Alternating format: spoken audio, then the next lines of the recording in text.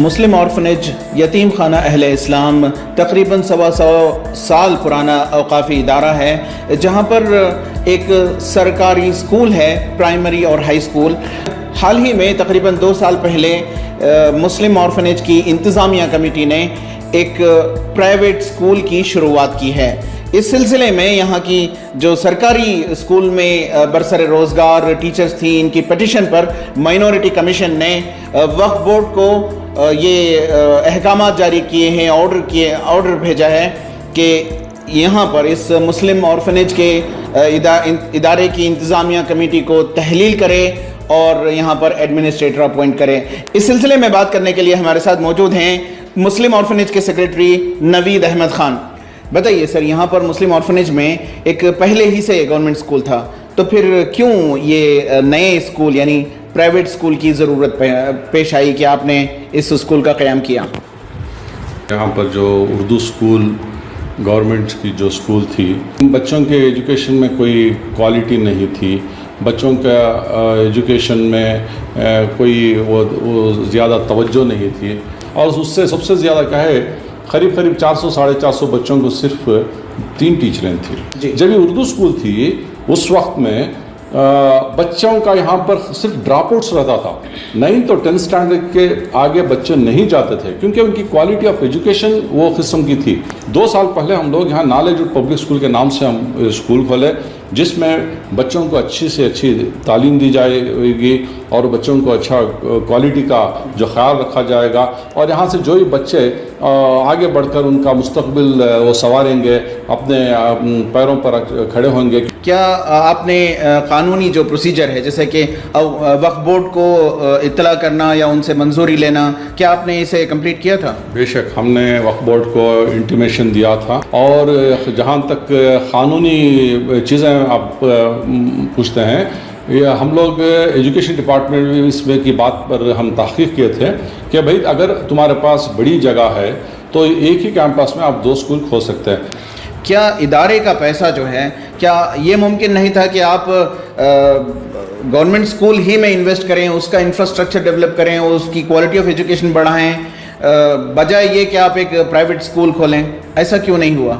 ہم نے تو اسکول کوئی بھی بند تو نہیں کیا ہے۔ ہم لوگ 2014 میں 2016 میں ہم لوگ گورنمنٹ کو عرضی دیے کہ ہم لوگوں کو ایڈیشنل ٹیچرز کی ضرورت ہے، ہمارے پاس 7-8 پرائمری اسکول میں ویکنسیز ہے۔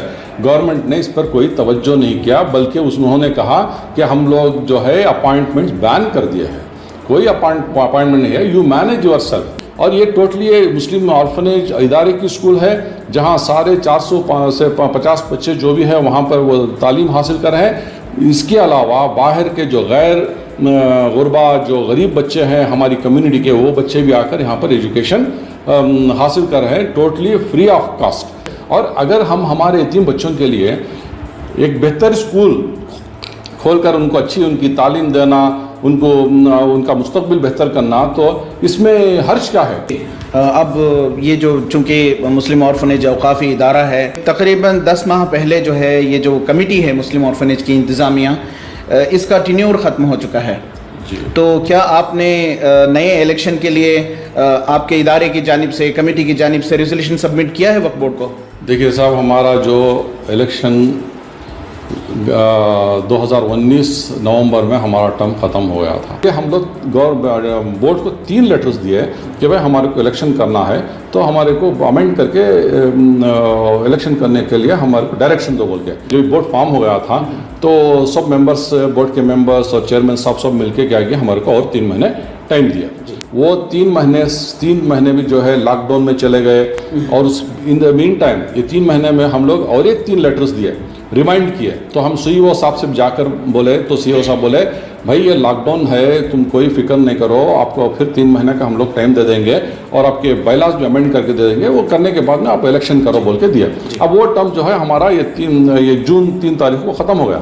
پھر ہم لوگ جو سبمٹ کیے تھے اس کے اوپر جو بورڈ میٹنگ میں رکھ کے ہمارے کو پھر ایکسٹینشن دے کے ہیں، ابھی تک ہم لوگ وہ آرڈرز کے لیے ویٹ کر رہے ہیں۔ اب یہ جو ہے کرناٹکا مائنورٹی کمیشن کی جانب سے جو آرڈر جاری ہوا ہے کہ یہاں پر فوری طور پر ایڈمنسٹریٹر اپوائنٹ کیا جائے اور ڈی ڈی پی آئی کو بھی آرڈر کیا گیا ہے کہ وہ کینسل کرے اس پرائیویٹ اسکول کا پرمیشن، اس آرڈر کے متعلق کیا کہتے ہیں آپ؟ دیکھیے صاحب، یہ آرڈر جو ہے ایک طرفہ ہے، یہ آرڈر ہی غلط ہے۔ آرڈر میں جو پیٹیشنرز جو ہیں، جو 5 ٹیچریں جو سائن کر کے جو پیٹیشن ڈالے ہیں، ان کا کوئی سبجیکٹ ہی نہیں ہے، جبکہ پیٹیشنرز جو ہے سارے ہائی اسکول کے پیٹیشنرز ہیں۔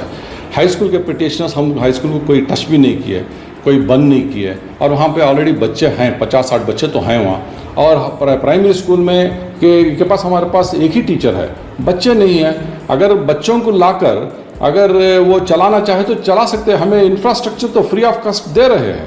یہ غلط فیصلے جو ہے، غلط فیصلوں سے جب بھی جو بھی فیصلہ دیں گے تو دیکھ دکھا کر سمجھ کر جو بہتری ہے ادارے کے لیے، قوم کے لیے، بچوں کے لیے جو بہتری ہے وہ اس کے حساب سے بچوں کو صحیح فیصلہ دیا تو بہتر ہے۔ یتیم خانہ اہل اسلام مسلم اورفنیج میں ایک سرکاری اسکول ہونے کے باوجود یہاں پر ایک private school knowledge would public school کا قیام کیا گیا ہے، اس غرض کے ساتھ کہ یتیم و غریب بچوں کے تعلیمی معیار کو بڑھایا جائے۔ اس قدم کو کہیں سراہا جا رہا ہے تو کہیں یہ الزامات لگائے جا رہے ہیں کہ وقف بورڈ کی جانب سے انتخابات نہیں ہوئے ہیں مسلم اورفنیج کی انتظامیہ کمیٹی کے تعلق سے۔